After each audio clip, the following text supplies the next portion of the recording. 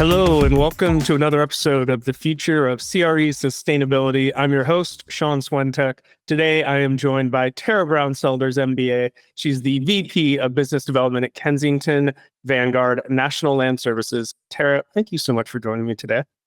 Thank you so much for having me, Sean. I appreciate it. We've got a lot to talk about. I'm really excited for this conversation. Now, Tara, you built a career bridging renewable energy and title insurance fields that don't naturally connect, maybe for a lot of people. What sparked your journey into this unique intersection? Well, I actually started in the title insurance industry in a production role when I was still going through college, getting my undergraduate degree. And, after some time there, I left the industry and really wanted to focus on being a small business owner and specifically an ecopreneur. So somebody that is focused on a business that is committed to environmental sustainability and is also focused on the triple bottom line, people, planet, profit. So I was enjoying that as much as I could, but couldn't quite get that last part, profit, down. So I decided to kind of, leave the small business aside and return to the industry. And so when I returned to the title insurance industry, there was a large growing client base of wind and solar developers with large projects. And being all these other skills that I had developed as a small business owner, I made the intentional decision to go back into title insurance, but to combine my knowledge and my skills with my desire to, be an entrepreneur and to focus on something that had a positive impact in the planet. So in that case would be the energy transition, renewable energy. So I decided to come back in more of a project management role and really focused on, customer service, recouping funds, implementing processes, and eventually was able to obtain an opportunity to include business development into my project management role and really took a liking to it. And so I determined pretty quickly that I was able to build a pipeline, and sales was really where I fit in best in the title insurance process. And so I, 3 years ago this month, joined KV and have been growing their energy division ever since and championing the energy transition while, taking those skills and kind of running with it. And just like you said, combining two things that you wouldn't normally combine. So what is your day-to-day KV like, and how does that integrate with the commercial real estate space and especially sustainability in commercial real estate? Well, that's a great question. So I wear a lot of hats is what I like to say, because growing a division, you've got to be flexible and you've got to, be persistent. So part of my job is sales-based, reaching out to clients, whether it's virtually or in person, because I do like to make the rounds. But I think part of it is just showing up and showing that, your intentions. And so a lot of it is bringing on new clients, also just nurturing the relationships with existing customers, really also wearing that marketing hat and working on brand awareness for Kensington Vanguard and also just, our energy transition and all of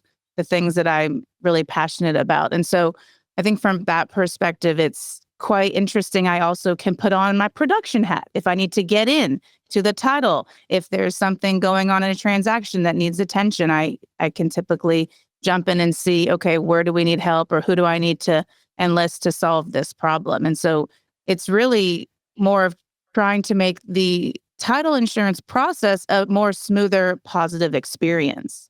So I love it. Amazing. How are title insurance needs evolving as commercial real estate embraces more sustainable energy projects? So that's actually something that I realized when I had come back a few years ago to the title insurance industry. I had previously worked on projects that were more like oil and gas stations, cell towers, multi-state transactions. You've got to be able to keep things organized while also understanding the differences in various regions. So I was taking kind of those similar processes and understanding and just applying it to energy. But when it comes to these renewable energy projects, they're larger in scope, they're more land intensive. There's what I like to say, more pieces of the puzzle. There's more parties involved. It's just a longer process. And so we really want to make sure that what already works in a traditional commercial real estate transaction, how can we apply what already works and lend it to energy while also taking our industry and being a little more flexible and understanding that we've got to understand who, owns the surface rights. We need to understand what's going on with the minerals. Is there any mineral activity? Is the community ready for this project? How can we help the developer if they need referrals, or how can we build partnerships? So it's really kind of encompassing all of that together to really take what we're already doing and just apply it to something where we all have the same goal, right? Which is energy transition, which is secure America's energy. So I think it's really a unique way to take some existing knowledge and just reapply it. What role specifically does title insurance play in de-risking renewable energy projects for commercial properties? Well, it's kind of one of those, it's like the insurance that I always say, it's like the insurance you have to have, but you never want to use, right? So it's making sure that we're de-risking the land and setting up the client for success to help them meet certain milestones, to make sure that once they've gotten through all of the permitting and other land service aspects, that they're ready to, start construction, get financing, all the pieces of the puzzle come together. We're really, needed at the beginning. It's kind of like a hurry up, help us. Okay, now wait, now hurry up again, now help us. Okay, now we're ready to buy some insurance. And we're ready to go along for the ride. It's something that isn't cut and dry office building, takes a few months, or, whole bunch of gas stations where there's a lender involved and there's multiple states, and we're, kind of making sure that we're on a very short timeline. These are something where you really have to invest with the client and understand that the title insurance is not going to be needed necessarily up front, but at some point through the process is when we're going to need it, and we need to have all of our ducks in a row so that we're ready to present that policy. And you're there when they need them. I love it. What's the most unexpected challenge that someone who owns a piece of land or property and they're developing renewable energy there, they might face when securing property rights? That's a good question. Do you mean from like a landowner perspective or from like a developer perspective? It's from the developer perspective.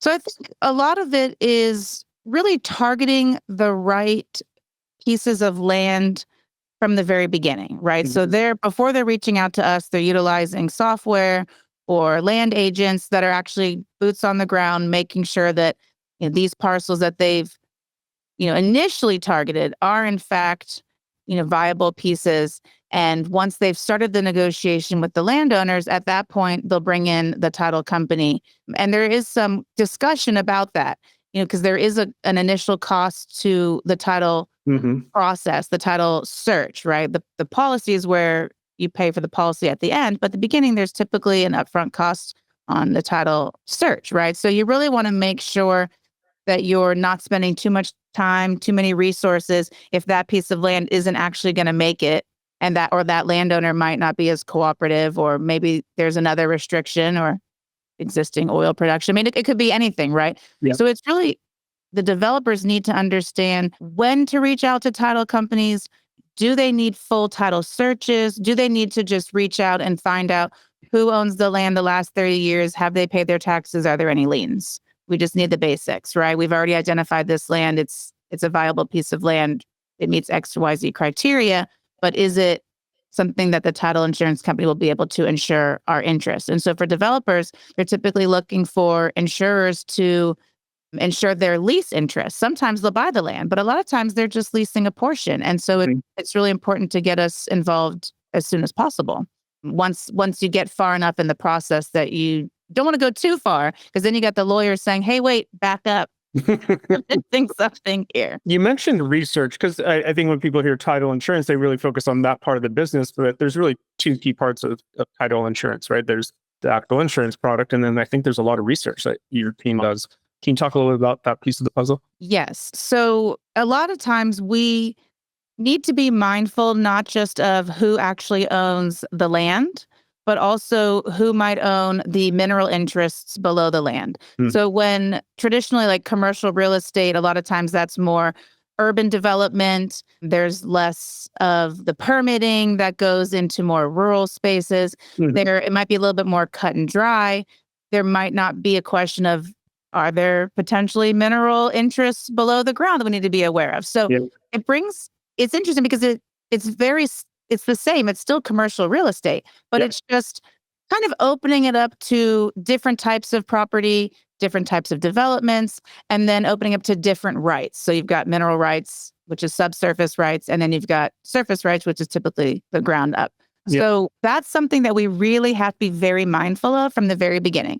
And searching the mineral interests can typically be a lot costlier and more time consuming than searching the surface interests. And so at Kensington Vanguard, we also work with companies that can offer, we can search the surface records. We can also search the mineral records. We can try to have them done at the same time to save resources, time, and money, and to really make sure that if the client wants the mineral exception removed, that we have done our due diligence in order to meet that request. How do you navigate different state regulations when you're working with like nationwide developers, nationwide portfolios? Well, that is exactly why I went to Kensington Vanguard, because they're a national title agency. Yeah. And so that's something that I had learned from my previous roles was in order to really support, the energy transition and the different developers and the size of their projects and the locations and the different regions, you've got to be large enough to have folks in all of those various areas that we can lean on for different state regulations.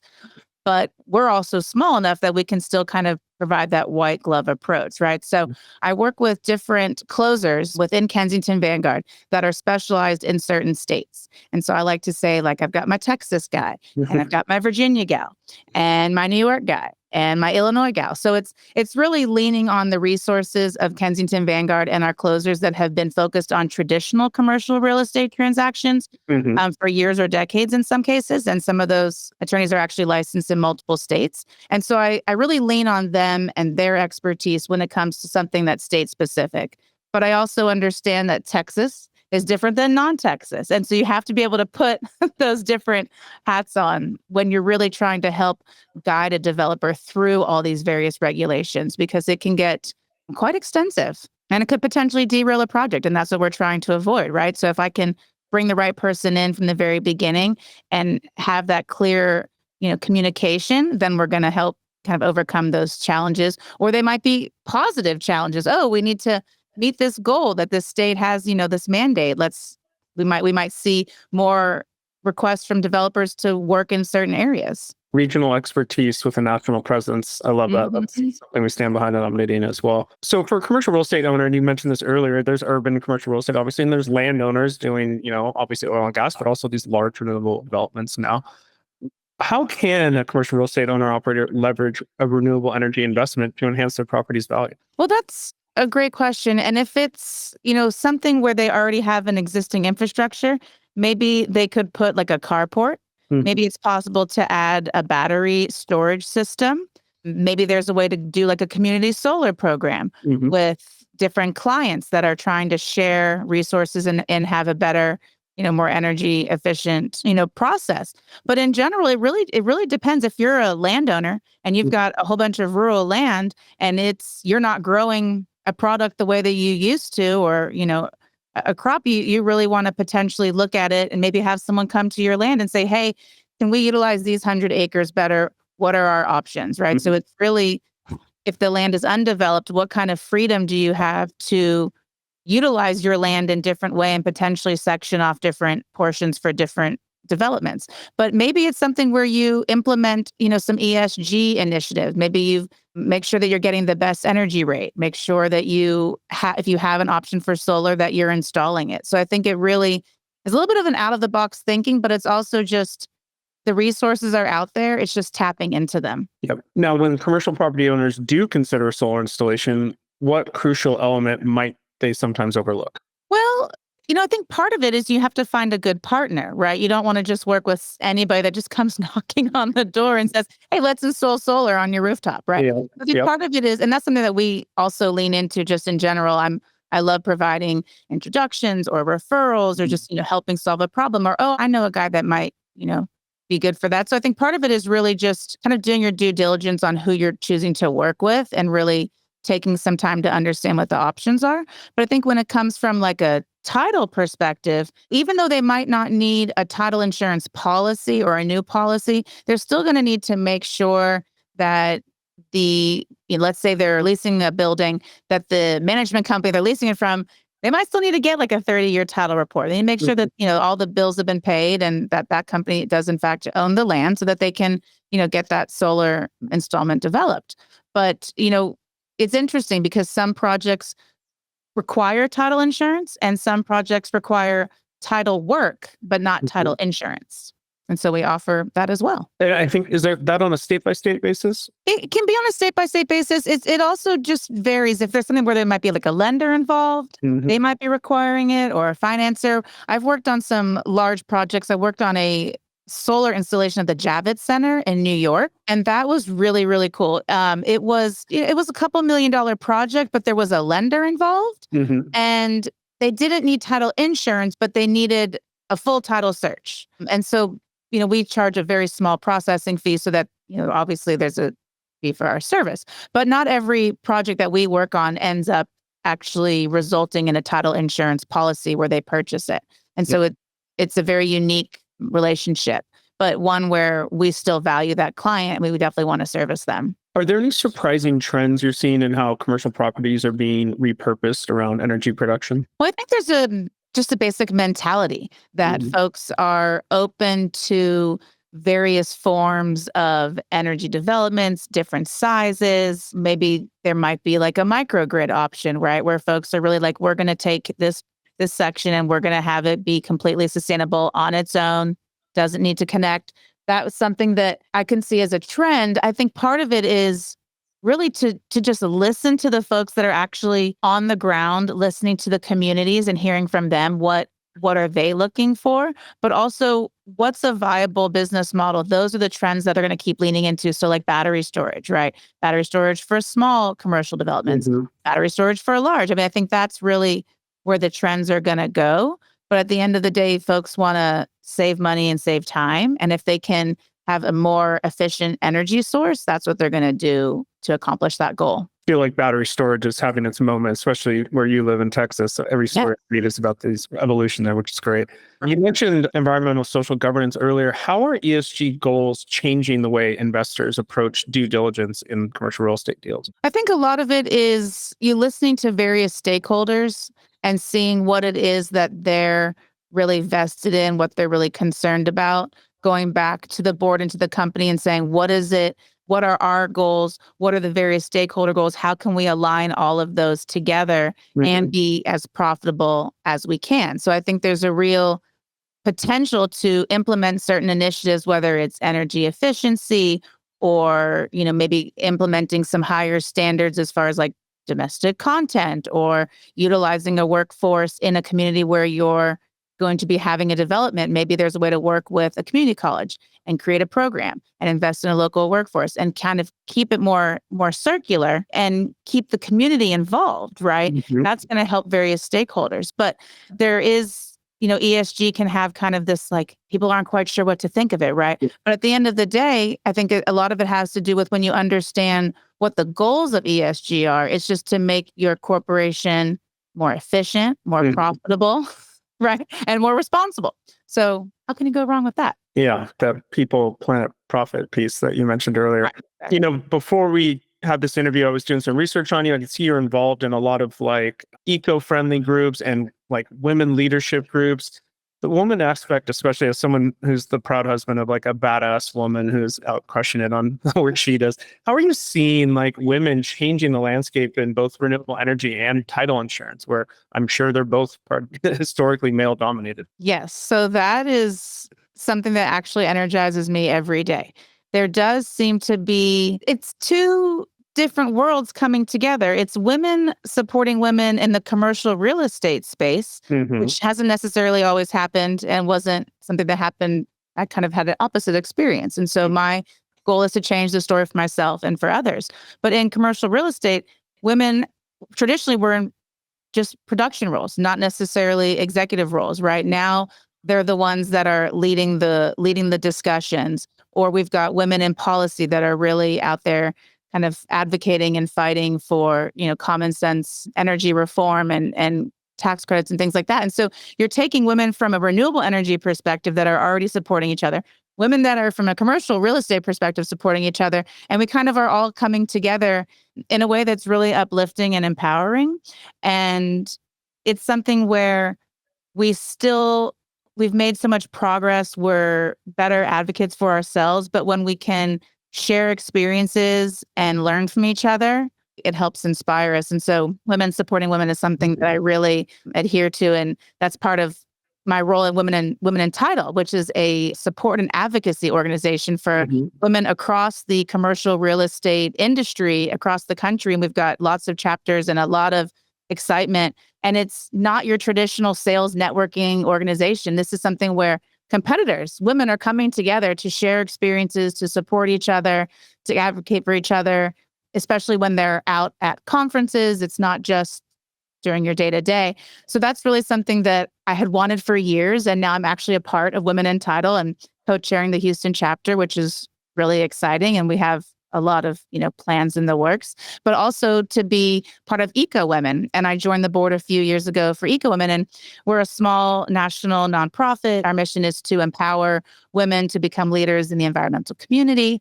And we are small, but we have a big vision, right? So we've got a lot of momentum behind us. We just got our first grant. And I recently was elected president, and I'm just so proud and honored to serve. And it just goes to show, even this conversation we're having today, leaning in to opportunities, sometimes even risks, right? You got to know when to say yes, and you have to know when to say no.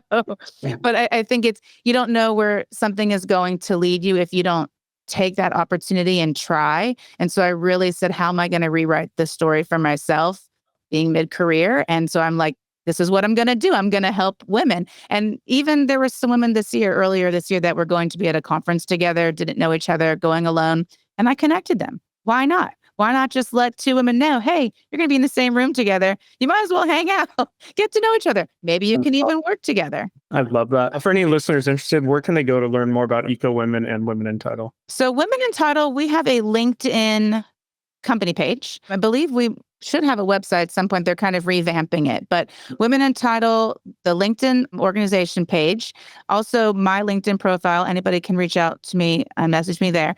EcoWomen is ecowomen.org.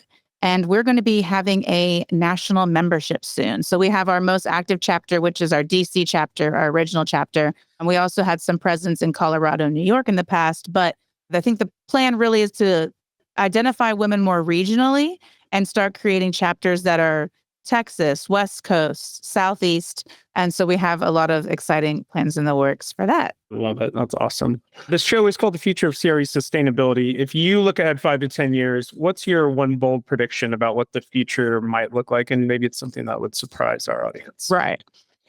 Well, I don't know about making a bold prediction right now in these uncertain times. Yeah, okay. I'm going to go with cautiously optimistic, because that's what I always try to do every day. Mm-hmm. So, not prediction, but a hope. My hope is that everyone kind of looks to themselves and says, what's a priority? America's energy security. How are we going to get there? How are we going to work together? How are we going to have, common sense policies that support us, that, support all the tools in the toolbox, right? Like, we understand it's not just the renewables.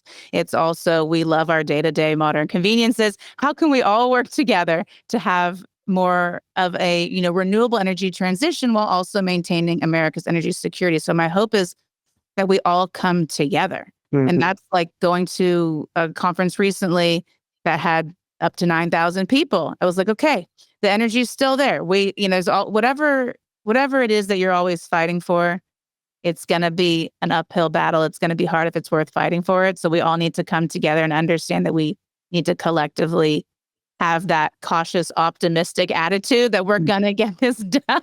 Yep. I love that. That's a beautiful outlook. I'm going to move us to some lightning round questions. We're nearing the end here. So okay. Quick hit, 1 to 3 sentences on each of these. I just want to get your perspective on some key topics.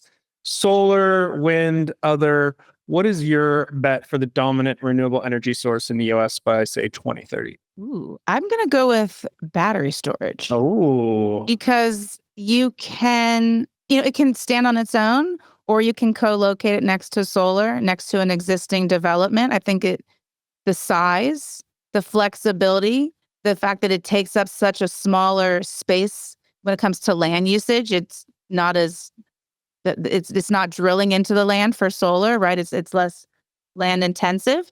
And I think there's a lot of legislation and a lot of people around the country that collectively understand that battery storage serves such a good purpose. I mean, if you have a development of any kind, don't you want it to be as efficient as possible? Yeah, I'm a big BESS fan myself.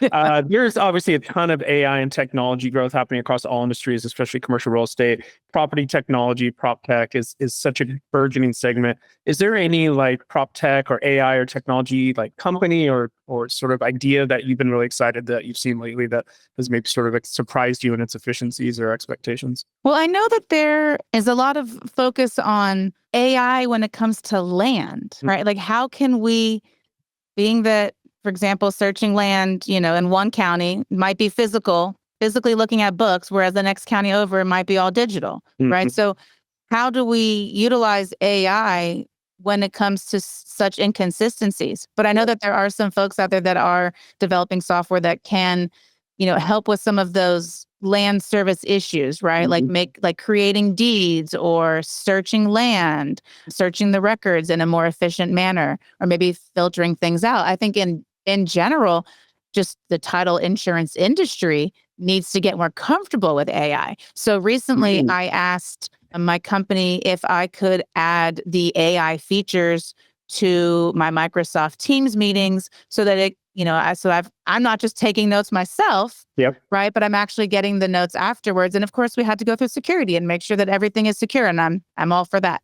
And even my boss was excited about it too. And he's like, "That's, it's a great idea." And I'm like, "Yeah, what little things can we do to lean into AI that will make a big difference in our world?"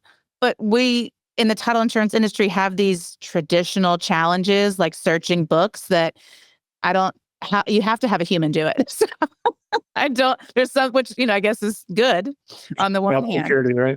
Right. But that is one of the other challenges that I didn't mention was the inconsistencies across the board with searching records and the quality of searching those records and how far back you may have to go in one area as opposed to another area. And so it's really having that expertise of knowing what do we need to do and how far, where do we need to go and when do we need to do it and how far back do we need to go? Complete this sentence. The biggest myth about sustainability in the built world is that it's hard. It's not really, I mean, all the resources are there. So it's just really delegating, whether it's a person, implementing a program, it's delegating some time, some money, some resources to being sustainable isn't actually that hard once it's a priority. But I think making it a priority is where they're maybe getting kind of stuck, right? It can be a big word. But when you start just taking it piece by piece, I think it actually becomes a lot easier. If you were a real estate asset owner operator, what is the one sustainable property upgrade you'd make first? Well, probably some kind of solar installation because paying for air conditioning is expensive in Texas.